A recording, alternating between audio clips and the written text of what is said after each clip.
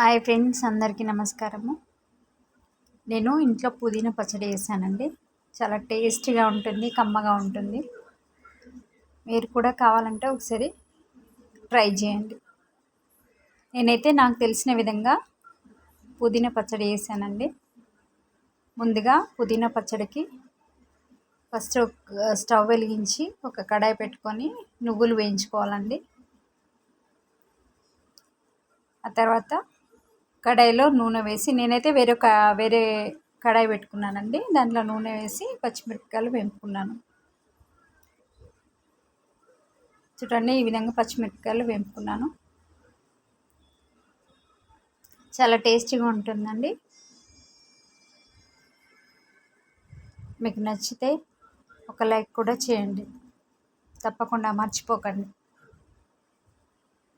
పచ్చిమిరపకాయలు వేయిన తర్వాత పుదీనా వేసుకోవాలండి. పుదీనాలో నేను కొంచెం కొత్తిమీర వేసుకున్నాను.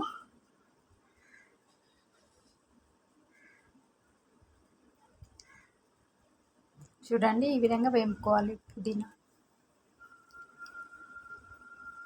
ఆ తర్వాత టమాటాలను కొంచెం చింతపండు కూడా వేసుకోవాలండి. దీంట్లోనే ఆయిల్లోనే టమాటాలు కొంచెం చింతపండు వేసుకోవాలి. మంచిగా వేగనివ్వాలి. చూడండి, పుదీనా పచ్చడికి కావాల్సిన పదార్థాలు ఈ విధంగా నేను వేయించుకున్నాను. టమాటా, పచ్చిమిర్చి, పుదీనా, టమాటాలో కొంచెం చింతపండు, తర్వాత ఎల్లిపాయలు, కొంచెం జీలకర్ర, నువ్వులు, ఉప్పు,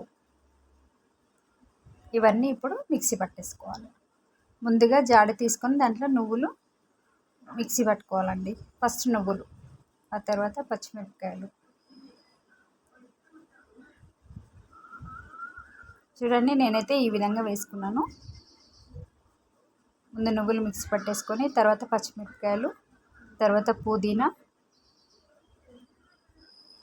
తర్వాత ఎల్లిపాయలు,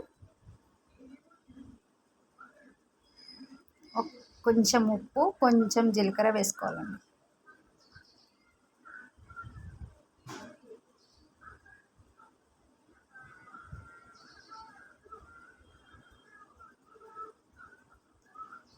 ఇప్పుడు ఒక తిప్పు తిప్పాలండి.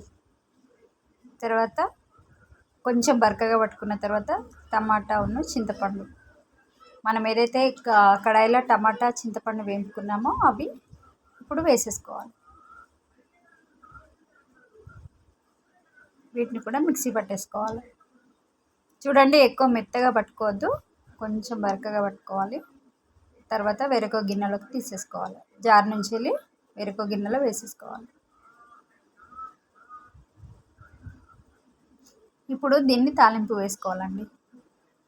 కడాయిలో ఆయిల్ వేసుకొని, ఆయిల్ వేడెక్కిన తర్వాత కొంచెం ఆవాలు, జీలకర్ర వేసుకోవాలి. అవి కొంచెం చిటపటమన్న తర్వాత కొంచెం శనగపప్పు, కొంచెం మినప్పప్పు వేసుకోవాలి.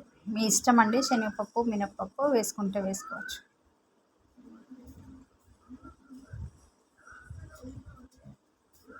ఆ తర్వాత ఎల్లిపాయలు వేసుకోవాలి.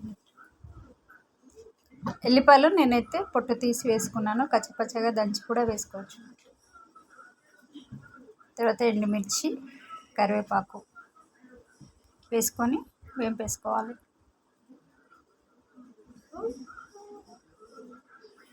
ఇప్పుడు ఈ తాలింపుని తీసి మనం గిన్నెలో వేసుకున్న పచ్చళ్ళలో వేసేయాలండి.